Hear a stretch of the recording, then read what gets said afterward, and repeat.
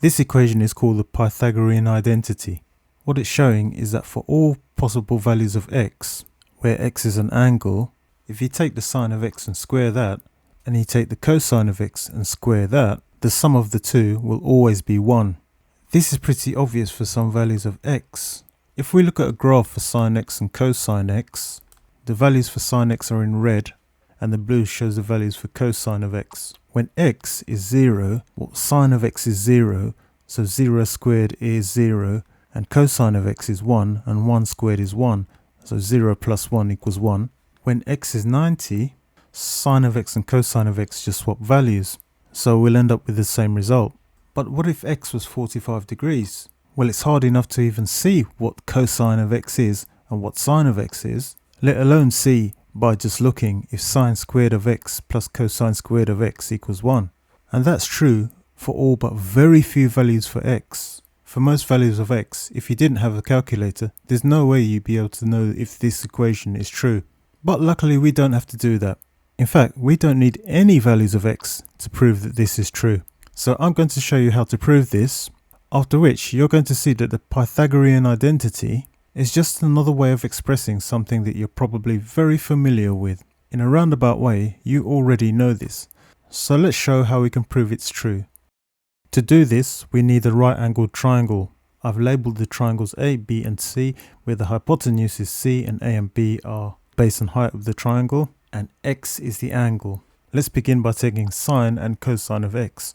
Sine of x is equal to opposite over hypotenuse. Well, the opposite is A and the hypotenuse is C. Cosine of x is adjacent, which is B, over hypotenuse over C. In the identity, sine x and cosine x are both squared. So let's square both of them. Sine squared, we have to square everything on the right hand side. And cosine squared x, same thing. Square everything on the right hand side of the equation. If we take the right hand side of sine squared x out of the brackets, then we will get a squared over c squared.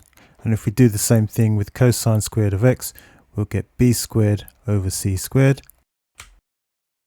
So we have that sine squared x equals a squared over c squared, and cosine squared x equals b squared over c squared. Now, according to the Pythagorean identity, sine squared of x plus cosine squared of x equals 1. Is this true? Well, let's add these two together.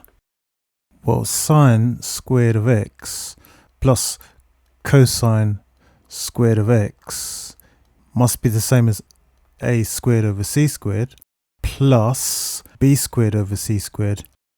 Well, that just gives us two similar fractions because they have the same denominator, and so we could have just the c squared in the denominator, and then we add the numerators, so that's a squared plus b squared over c squared. Now, if the Pythagorean identity is true, then a squared plus b squared over c squared must be equal to 1, because that's what the identity says. Sine squared x plus cosine squared x equals 1. What if I told you that you probably already know that a squared plus b squared over c squared equals 1? Well, I did say earlier that the Pythagorean identity is just another way of expressing something you already know.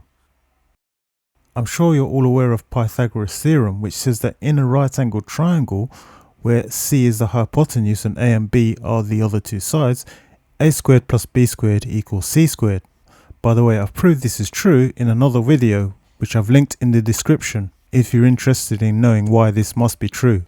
Well, it is extremely simple to show using Pythagoras Theorem that a squared plus b squared over c squared equals 1. Because if we write the equation a squared plus b squared equals c squared, and we divide both sides of the equation by c squared, on the right hand side the c squareds cancel because c squared over c squared equals 1, and so there you have it, a squared plus b squared over c squared equals 1. And since sine squared of x plus cosine squared of x equals a squared plus b squared over c squared, then sine squared of x plus cosine squared of x equals 1, and that proves that the Pythagorean identity is true.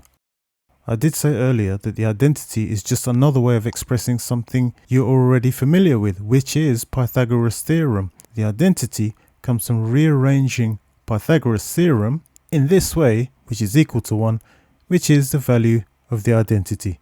So we've proved the identity is true, and that's it for now. Thanks for watching.